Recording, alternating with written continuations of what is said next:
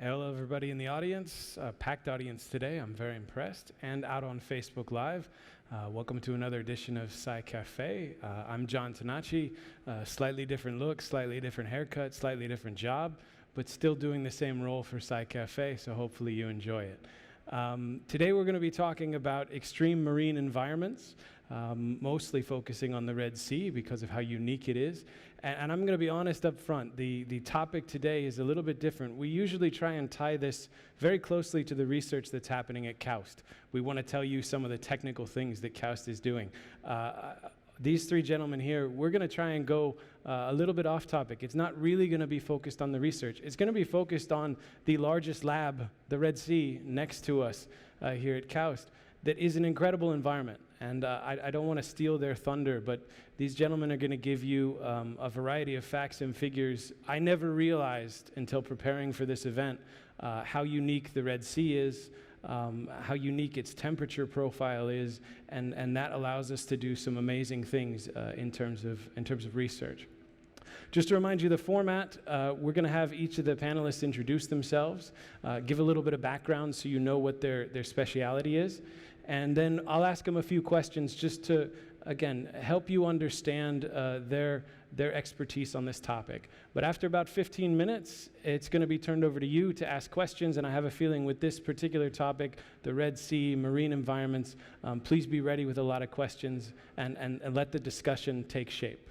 Okay? So without any further ado, I'm going to start with you, Manuel, and just introduce yourself and say a little bit about how you got to the field of research that you work in. Well, hello, I'm Manuel Aranda. I'm an assistant professor in the Red Sea Research Center here. And originally, I actually started how evolution works on the molecular level, how genes are regulated and how this changes over time. And then I ended up in KAUST working on corals, and I got really intrigued by these organisms, and especially by corals in the Red Sea, because as you know, we're here because it's an extreme environment, at least for corals, it is actually an extreme environment. And I really wanted to know how corals in the Red Sea actually adapted to this environment. To give you an idea why it's extreme, corals here experience 33 degrees easily in summer. That's a normal temperature for them. But the same temperature would kill and wipe out corals in the Great Barrier Reef or in the Caribbean or most other parts in the world. So somehow corals in the Red Sea have learned to cope with these temperatures. And we believe that finding out how they do this will allow us to maybe help corals elsewhere, or at least better understand what the problem is with climate change so that we can change how we deal with the problem. So we're specifically looking at exactly these things and try to translate the science that we do and what we find out into better restoration methods to help coral reefs deal with what is coming.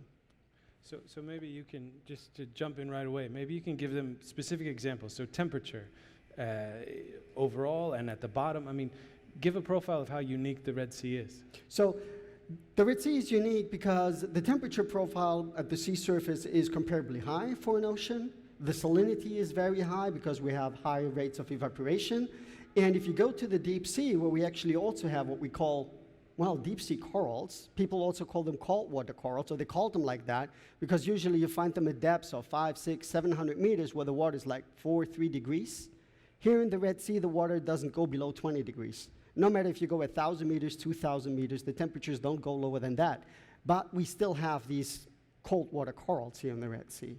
So it is a very unique environment with this regard. It had several salinity crises where almost all of the water evaporated because there was no influx from the Mediterranean or the Indian Ocean. Then it flooded again, and it had several of these cycles. So the way we see it now is actually a pretty young state. It hasn't been like this for very long. Okay. And corals have been able to, like all the other organisms, colonize this unique body of water in a comparably short time. Daniele? My name is Daniele Da Fonchio. I am originally from Italy, from the University of Milan, where I started as a microbiologist, and there I started to work on extreme environments, including the brine pools in the deep sea, in particular those in the Mediterranean Sea, and the glaciers in the North Pole and close to the North Pole in the Svalbard Island, and then the desert in the Sahara. And so at a certain point it happened to meet KAUST, and that was a real exciting Engagement because here there are all the environments, the desert on that side and the Red Sea on the other, where there are the brine pools that I'm studying. So actually, the interest of my laboratory is microbial ecology. So what the microbes do, how they stay together, how they interact with the environment, and we use two approach to understand this relationship, because we have to think that microbes are always living together, are complex communities, are not just a single microbe, but many, many species living in a small space, and so they have to interconnect to make the system functioning. So we are using two approach, looking to the natural environments and using a reconstruction experiments in the lab with what we call synthetic microbial ecology, in which we assemble different single organisms to look to respond to specific questions in a simplified way so we can understand better. Got it. So let me follow up on the synthetic side of what you said. So break that down. In the Red Sea or some of the mangrove stuff that you do, there's a variety of organisms involved. How do you simplify that down to do that work in the lab? It's a challenge, because you can find in a simple milliliter of water, you can find 1,000 of different species of microbes. In soil, for instance, there are up to 10,000 different genomes, different species of microorganisms. So it's a bit hard to have the reductionist approach and to reduce the complexity. But we can manage up to tens of different species. What is important is that we know how they are assembled, because we assemble with robotic systems, so we can put the different amount of cells and the different type of species, and then to respond to specific questions. For instance, what is the influence of the complexity of a microbiome?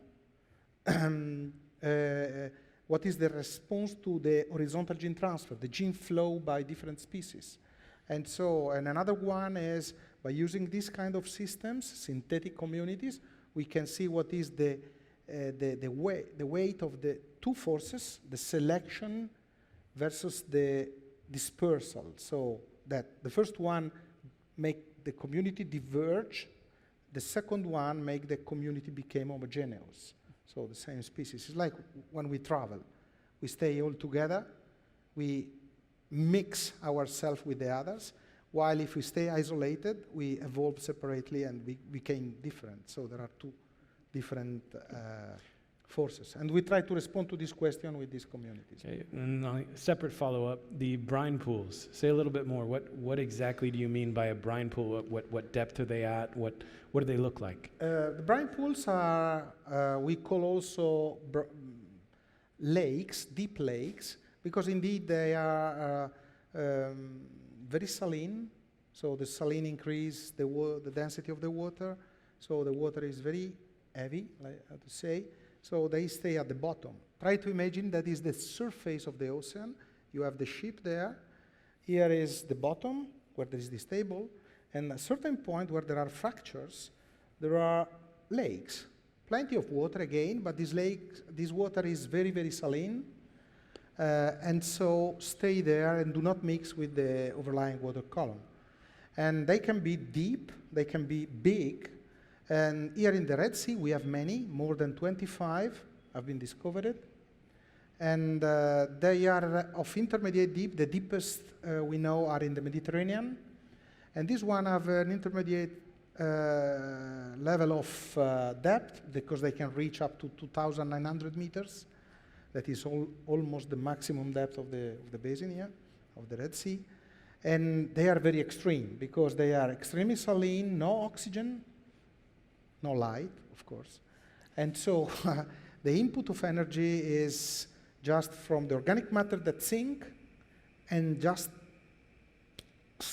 stop over the surface of this dense water and feed the system, or the gases or the other compounds that come from the bottom.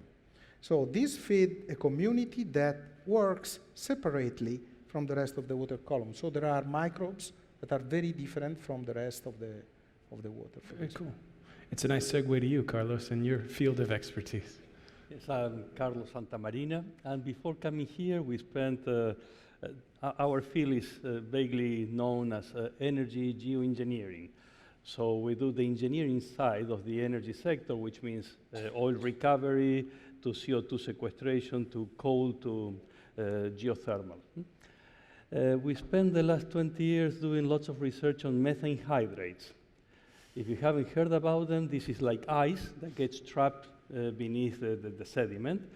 And there is more carbon trapped in methane hydrates than all carbon trapped in coal, gas, and petroleum put together. The amount is huge, and it could have huge environmental implications as well as an energy solution. That happens in the deep sea. So when we came here, the first thing that we realized is that the Red Sea is very hot, and so is the Arabian Gulf, and also that one is very shallow, so there is no hydrates anywhere nearby.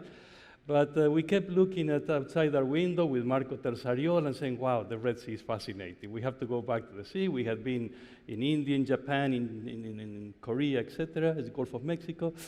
And the beauty of doing work in the deep sea is that there are always new fascinating phenomena and challenges.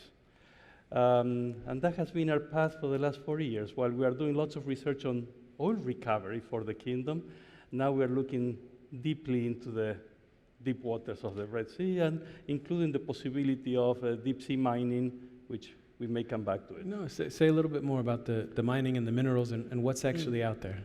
Well, so there are lots of beautiful phenomena in the deep sea. And one of them is that because it's very hot, there is magmatic sources, and imagine that you have a U-tube, and you heat up one branch, it gets lighter, so circulation begins. This is called geothermal circulation, hydrothermal, geothermal. And when this water gets hot, it leaks the rocks, and the solution increases, and it captures all these minerals, and then it comes out hot and loaded with metals, and then they begin precipitating in these brine pools, let's say. And so now many of the sediments there, beneath the hot brine pools, are probably 15, 20, 30 meters of metalliferous accumulations. Now we are 2,000 meters beneath the water, hot, very aggressive environment, and imagine trying to recover some of those components. That is a huge engineering challenge, but as well the environmental consequences are potentially tremendous. Now let me tell you, as a species, if we need some resources, we'll figure out how to get them. And so we might as well try to figure out how to do it right. And then issues related to engineering and monitoring become critical, and we'll talk more about the monitoring part. Well, why don't you start the show and tell? I mean, just to break it down, in case you didn't notice, this kind of goes from the surface down to the water column, down to the brine pools, down to the soil, the sediment at the bottom of the Red Sea. So that's your, as you move across this panel, that's what you're doing. So Manuel is essentially the corals, Daniele is all the microbes and all the life that happens in between that supports the ecosystem, and Carlos is looking at all the sediment and the geology. So maybe you can start the show and tell portion with the green bowling ball next to you. Well, I think that you have been bombarded with green balls lately because we won the Takadam and all that. But so this is basically like a bowling ball. Inside is empty, and it's full of electronics. It's a very modular design. We have an amazing research scientist, Jimin Jiang, Dr. Jiang, doing this. And by the way, it's a very tricky design because imagine the pressures that you have to sustain when you go 2,000, 3,000 meters beneath the surface. So the shell has to be very thick, but if it becomes very thick, it's very heavy, and then it doesn't float back. And so you're dealing there with a very narrow regime. If it is very small, you don't have place to place the batteries. And so you have a very narrow window for engineering design there. And so this ball has probably 20, 30 sensors inside, from a satellite radio and GPS for location when it goes in and when it comes out, to pressure, pH, temperature, acoustics, vibration, a gyroscope, 3D, pH, did I mention that? And the idea is that we can drop them and monitor all these parameters at your choice, from few days to right now we're up to 6 months, depending on the rate of sampling that you want. And then when we are ready to collect the data, we send a specific sound, and it gets detached from the counterweight, and it floats. And we put everybody on board and say, look for the green ball floating on the surface, and hopefully we'll bring them back. So, but the possibilities are really quite exceptional in the sense that now we can monitor the impact of fisheries and sewer lines. And imagine of monitoring NEOM before and after NEOM. The environmental implications, all the marine deep sea mining operations, etc. But I'm not here to sell them to you, just to say that it's wonderful technology. Manuel, you want to say something about your show and tell there and what that is exactly. Well, I just brought two coral skeletons. One is what we call an acroporic, one of these branching corals. And this is basically what provides the structure where all the other organisms live. So the corals basically are a very thin film of tissue that lives on top of the skeleton. And while they grow, they deposit this calcium carbonate, it's what we call the substance, and keep on putting on layer after layer and building these huge structures. And you can imagine that this takes quite some time. How fast do they grow? So it depends. These are the species that grows a bit faster. So maybe this size is something that you get in about 3 years. There are massive corals that take much, much longer.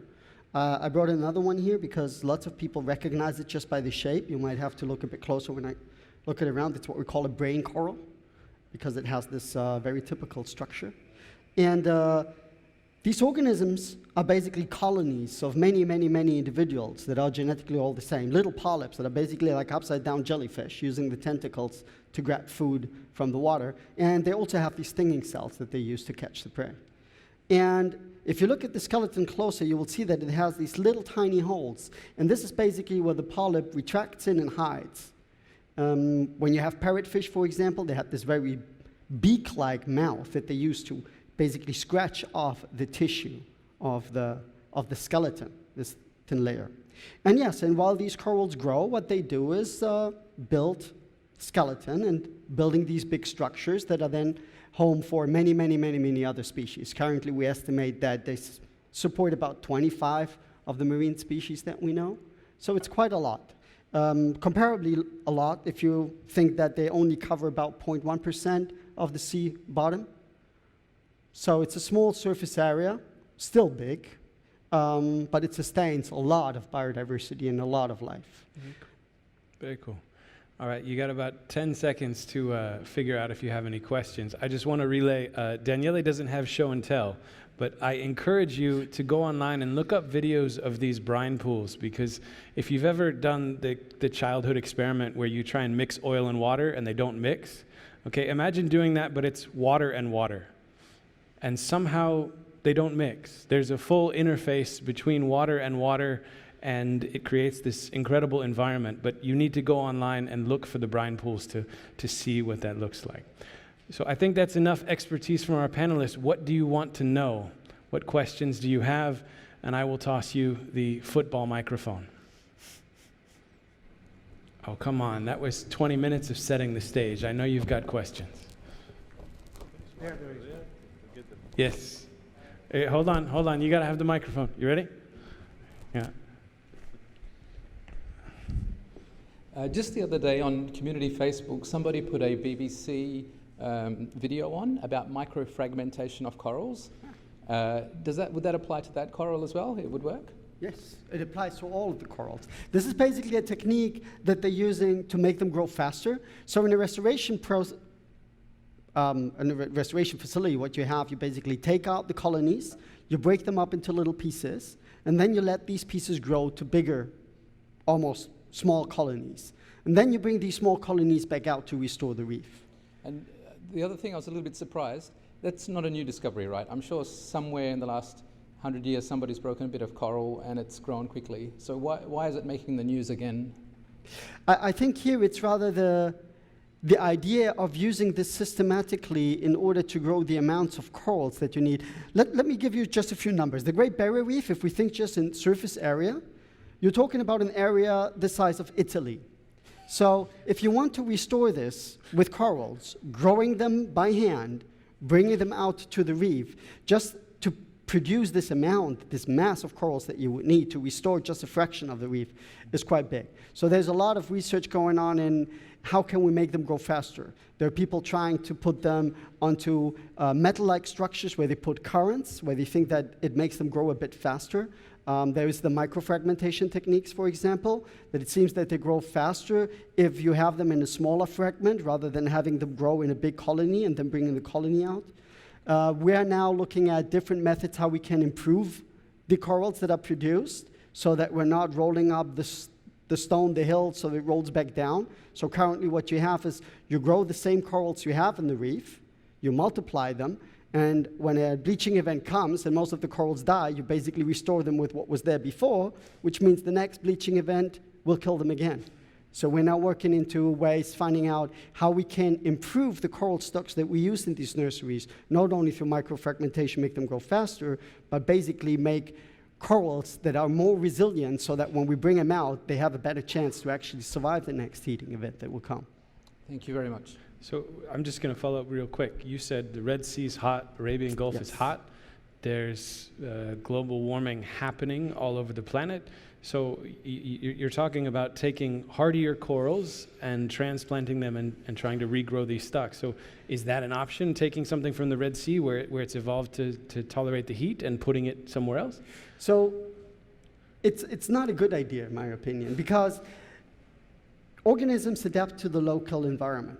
Okay, so the idea that we try to do is not just taking the coral from A and bringing it to B, but rather to cross the colonies from the hotter environment to the local population. So basically, what we're trying to do currently in the research that we do here is taking the same species from the Arabian Gulf and crossing it with corals from the south, crossing corals from the south with the ones from the north, where the temperatures are much cooler, and see if we can basically create combinations that have both the local adaptation, so everything that they need to survive in the south, in the middle, in the north, but also inject some of these heat resilience that these other corals acquired in the Gulf, which is about another degree and a half hotter than the Red Sea. Got it. Very cool. Yep. Yeah, right there, go ahead. First of all, thank you very much for the nice panel. I have a question. You mentioned 25 species. Is it 25 species or 25% of all the species lives in the coral? So usually the number is that 25% of the animals that we know in the sea. Of species would be very broad because we basically have bacterial species, and this is many, many, many more, for example. There's also a lot of organisms that we don't actually yet know. Many of the biodiversity, and there's actually a big conference coming up next.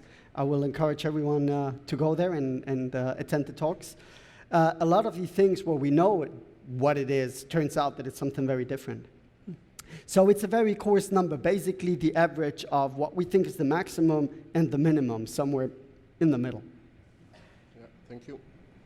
Any other questions? I have a question. Maybe you can talk a little bit more what kind of organism or microorganism live in the brine area or this very deep area or something? Of course, in these systems, it depends a lot on the chemistry. So first of all, the first aspect of the chemistry of the different lakes is the salinity. And the major difference is between those basins that are based on sodium chloride, and those that are based on magnesium. These are much harsher because the magnesium is a divalent cation, so they keep the water much stronger than the other one. So someone is saying that in these magnesium-based lakes, and we have those in the Mediterranean, to my knowledge only, there is no life. And all the signs of life that we see are just the remnants of what is sinking there. A part of the salinity, there is a gradient of the different redox couples at generally in the first meter from the surface of the lake. So that is the water column, oxic, and the oxygen drop very quickly to 0 in the first centimeters, and then in the second centimeter increase nitrate, and then increase manganese, the reduced manganese, iron, and so on. So you can find the different redox couples between the reduced components and the oxidized components that can feed different metabolism. And this in a scale of 1 meter. So this is very nice because you can see the communities of microbes that are stratified in this gradient.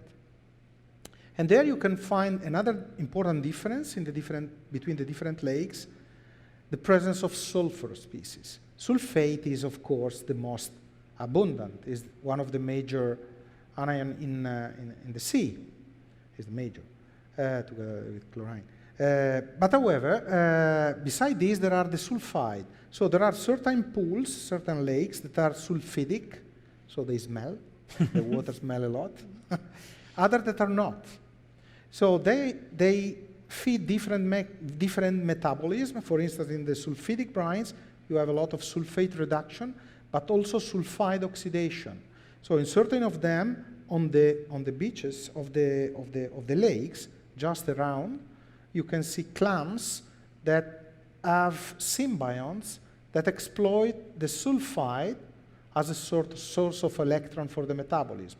While in the non-sulfidic pools, you can find microorganisms that live on the cycle of nitrogen. So they take the ammonia that is rich of electrons, oxidize to nitrite and then to nitrate, and then this can send back to nitrogen, so the gas. So there are the anamox, the anaerobic ammonia oxidizers that make a direct oxidation of ammonia to nitrogen using nitrite as an acceptor. So this means that you can find a lot of different metabolisms there, and very interesting. Here, for instance, there is iron. In the Mediterranean lakes, there is not. Iron is also another source of possible metabolism. So the diversity of the metabolic pathways you can find there, mostly anaerobic, is huge. Very interesting, yes, for applications. Just a quick follow-up on that. So, you know, there's a history of taking extremophiles, so extreme microorganisms, and adapting them for biotechnology. You know, they do interesting reactions. PCR machines is an example. So do you think that some of that unique biodiversity of the Red Sea could be kind of understood and used for biotech applications? Definitely. The first resource could be directly the microbes, but the issue there, the problem, is to put them in culture. Some of them, most of them, are very hard to cultivate, so we cannot really reproduce in the laboratory. And until, let's say, 10 years ago, we could not really know almost nothing about them. But now with the genomics and all the sequencing technologies, it is possible to sequence the genome even if we don't have the organism in our hands. So a first biotech product would be the microbe itself, if we can put in culture, because we can grow it in reactors and produce metabolites, etc. The other possibility is to clone the genes heterologically in other organisms. I mean, E. coli. E. coli, for instance. E. coli is not really the appropriate in most of cases because has not the physiology suitable for that environment, and then produce the enzymes, the different metabolites, etc., that can be very useful. For instance, there are studies that have shown that there are esterases or other enzymes that are very unique, can perform at very high salinity under very harsh condition of pH, etc. And this is potential huge resource. Very cool. What other questions are out there? Come on. Yes, in the back. Microphone's coming to you. Maybe a question to Carlos. What's the maximum depth we've reached with that interesting green ball over there? And have we started seeing anything different from the Red Sea compared to other seas around the world? Okay, thank you. So this one is designed up to 1,000 meters. So we have a limitation here. And so we have a couple of new other designs. One is related to bio-inspired. Microorganisms can take high pressure because they don't have air inside. So imagine now that we can take a Ziploc bag, put the electronics inside, fill it up with oil, and drop it.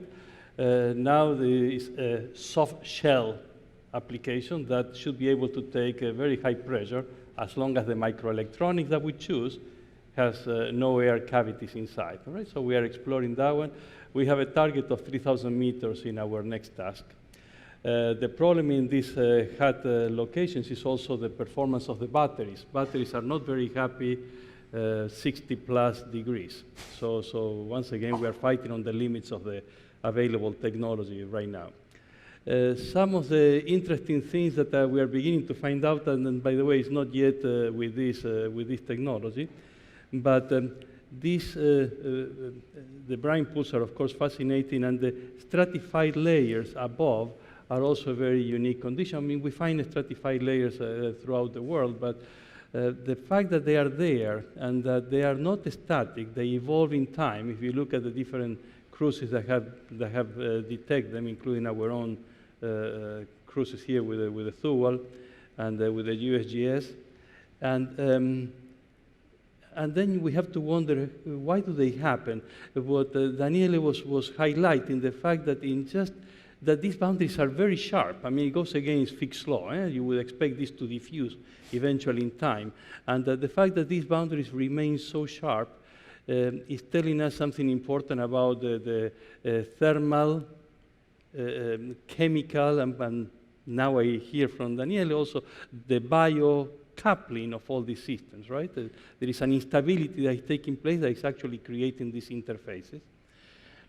But then imagine, let me go back to the deep sea mining, and we will have to dump back 99% of whatever we extract. And these are very small colloids. I mean, they are particles which are going to be less than 20 microns in size to sub-micron. And how are they going to fall through these stratified layers? And then there is a phenomenon in colloidal physics, which is diffusophoresis. A colloid in a concentration gradient becomes accelerated. And so this whole process of sedimentation of the fines will be critical. And now I'm concerned because we're going to mess up the biological stratified layers and the symbiotic communities that are out there. So you have to imagine all the implications. Somehow there is a perception that if we dump it, let's say 400 meters below the seafloor, below the surface, well, nobody will see it, and it will. But I don't think that we can handle it like that. Yeah. What other questions are out there? Yes. I would be interested. We heard before that there is a lot of potential to do research in the Red Sea because it shows us what the future might bring. So particularly in terms of how corals can cope with heat or with salinity. But for example, in the deep ocean, is there anything in particular in the Red Sea that you are working on at the moment, or is there a project going on that can also give us clues for the future or for different environments on different areas on the planet? I think that's a potpourri question. I think that's for everybody. So go for it. So if we look at the uniqueness, 20 degrees, even at 2,000 meters and deeper than that. And if you go even to the brine pools, the temperatures then go up to 60, 70 degrees. It's not a very natural environment that we can expect any time in the future for the deep seas. I really, really hope that, because that would be a very drastic change for this planet. What I'm actually interested in, and I'd rather ask these guys, is that these ecosystems seem to be, each brine pool kind of an ecosystem on its own, because you said the composition of what is in there, not only species-wise, is very, very different. So each brine pool is kind of unique on its own. And then within the brine pool, you have the layers that basically harbor a unique, distinct species composition, again.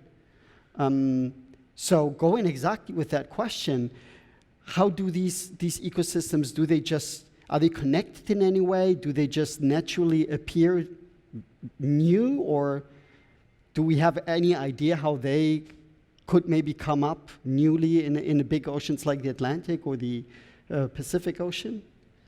To respond to this question is, of course, not so easy to prove the things, but by comparing the different lakes, it is possible to find the same phylotypes in different lakes that have similar chemistry. Actually, there were works, including our works, that showed that the profile of the microbiome is correlated to the chemistry. So whatever is the profile of the chemistry of a lake, it has its own profile of microbiome, complex microbiome. You go in another lakes, different chemistry, different microbiome. But certain genotypes or certain organisms, they look to be the same or at least very similar. So this means that there is probably a sort of circulation. They communicate. By the way, microbes are very small, so they can be very resistant to harsh conditions. We know, for instance, the most famous are those that produce spores. Some of these spores are really like stones. They are extremely resistant, so they can move easily. And there are studies on the subsurface that show that below the sediment, microbes can move in the hot environment and can come up in another place. So for sure there is a connection, especially in those systems where fluids are moving, either water or other fluids like in the subsurface. Yes. And there are plenty of resources and plenty of novel things to be looked for, to understand what will be the future, yes. And this is a good place. Yeah, from a geo perspective, I mean, your question is very valid, because we somehow, sooner or later, all of you young people are going to move out of KAUST, and then you will transfer all that know-how somewhere else, right? So there are lots of places that are hot in the deep sea around the world. The mid-oceanic ridges is a case in point. So many of the phenomena that we see here are going to appear elsewhere, the hydrothermal circulations, the submarine volcanoes, all these unique biosystems are going to once again appear. And so I think that the concept, the knowledge, the technology that we're developing here is highly portable and to help us understand other parts of the world. But you've seen some unique chimneys and things with unmanned vehicles going down, right? Yes, in one of the cruises that we did, in fact, for Aramco, because Aramco is also looking for hydrocarbon seeps along the Red Sea, all the way from north to the Farasan Islands. So there are certain locations that you see the methane bubbling out and oil seeping out. And these are telltales of subjacent hydrocarbon systems. So for Aramco, that is very important. In many of these locations, we assume, we don't have still all the evidence, that the fluids coming in are super-saturated. As soon as they come out of the sediment, they begin precipitating, and there may be, in fact, biomediated process, because they're all covered with biomats, that favors this growth of chimneys. And so quite a beautiful feature. And we also see vents in other parts of the world. But these are the first times that we're seeing here. Just to go on with regard to the temperatures of the rest of the seas, where like the Red Sea, I mean, with all that methane hydrate down there at these temperatures, it wouldn't be there anymore. What would we be looking at? Of course not. Wherever there is methane hydrate, well, anywhere else in the world, in the absence of a strong geothermal activity, the water is heaviest at around 2 to 4 degrees Celsius, depending on salinity. And so at depth, all the oceans are at about that temperature. And then it picks up the geothermal gradient. And to form methane hydrates, you need to have, let's say, at least 4 megapascals, more than 400 meters of depth, and be at 2 degrees Celsius. And so if you have hydrates, that's where you are. And just in case you're wondering, methane hydrates, you can look that up online. It's basically, it looks like ice that you can set on fire. It's pretty interesting visually. Yeah. I got time for maybe 1 or 2 more questions. What else is out there? Come on. Yeah, there's one there. Doesn't matter, he's scratching his head, but we're counting it as a question. You better think fast. Okay. Well, I'll ask one then. Here we go, right here in the front. One in the back. Yeah.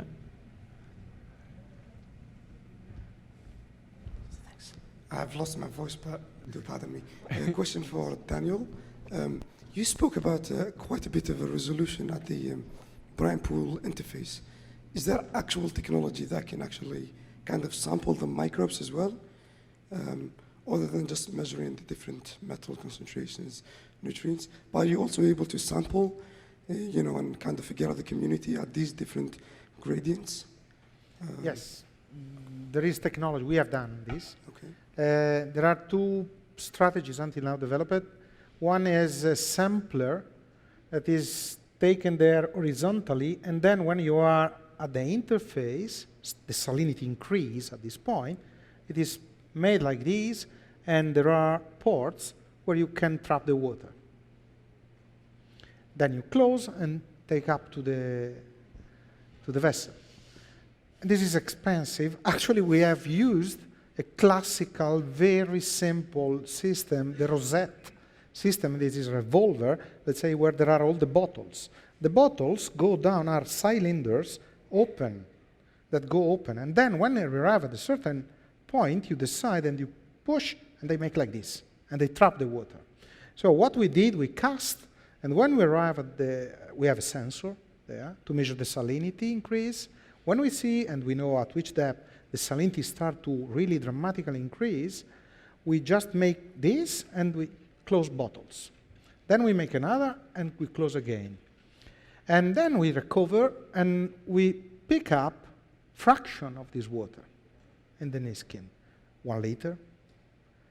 And these are, they reproduce exactly the salinity, because we have overlapped the profile of the communities along the gradient, the profile of the salinity with the salinity measuring the different subfractions, and this match perfectly. So apparently we do not disturb the system. When you have this liter, you filter, and you get your microbes that live in this portion of water at 3,000 meters. So the resolution is very nice to us. And you can see that reproducibly, you have the same group of microbes in that position every time we go there. So it's a stable system. And this opened the possibility to make, through metagenomics, metatranscriptomics, genomics, et cetera, to understand a lot of things. Right. And correlate with the chemistry. Yeah. I got one question to wrap it up. So put on your futuristic hat. So 10 years from now, what's the interesting research that's going to be coming out of the Red Sea, because it's such a unique environment? Let me think. I know. You go first. I think Manuel's ready. Me? Yeah. Well, I hope that in the next 10 years we have identified the genetic drivers of temperature resilience, why they, if there are any genetic ones, maybe it turns out that it's the symbionts that they have here, that they just have better symbionts here in the Red Sea. This is also something that we're looking at. I didn't go into this, but corals are symbiotic organisms. They have these algae that live inside the tissues and use the sunlight and basically give the sugar to the coral. But I hope that we can translate whatever we find here in the Red Sea for better restoration methods here in the region, but also elsewhere. Got it. What about you, Daniel? I don't know. Actually, I try to envision what can be, but for sure, in 10 years, we will have repositories of microbes that would represent all the different layers, latitudes. Because the nice feature of the Red Sea is that of certain depth, and is also as a latitudinal gradient with all the implications. So I suppose we will have very good maps of the microbial assemblies, how they work, what is the functional profile of the system, how do they support the system working. Yeah. And this would complement the studies on the circulation of the water. That is also very cool. Still, for some aspects, complicated in this basin. I think that we will have resolved 10 major geoscience problems. By the way, I didn't tell you, but there are very thick salt layers that are creeping downhill. Salt is very creepy. And all that is happening underneath. And I think that we are going to resolve a good dozen of major scientific issues related to the geosciences of relevance worldwide. And we are going to develop technology that even if we don't deploy it here, it will give robust approaches for deep sea mining. Yeah, very cool. So, I mean, I just want to capture what that was there. So, 10 years in the future, maybe. Think about the impact that these three just mentioned. So, potentially, you could figure out how to restore corals all over the world, which are critical to farming, economic development, everything in any coastal region. That could be something that we discover here at KAUST, the fundamental understanding of all these different microbes and potentially the biotechnology applications, but just the fundamental understanding of all that information, and the interesting fact that salt is creepy. I mean, nothing is more interesting than that. But no, I think what you said about the green bowling balls and NEOM, the Red Sea is going to undergo some extremely quick development. It's relatively undeveloped now, and some of the technology that you're working on is going to allow us to monitor that before the development and during, to make sure that we do it in a sustainable way. So I hope that you got a sense of how unique and interesting the Red Sea is, this extreme marine environment. And I hope you walk away today with a few interesting facts and statistics on the great work that KAUST is doing and the potential impact that this research will have. So thank you for coming to the Sci Cafe. We will see you again soon. Please thank the panelists as well.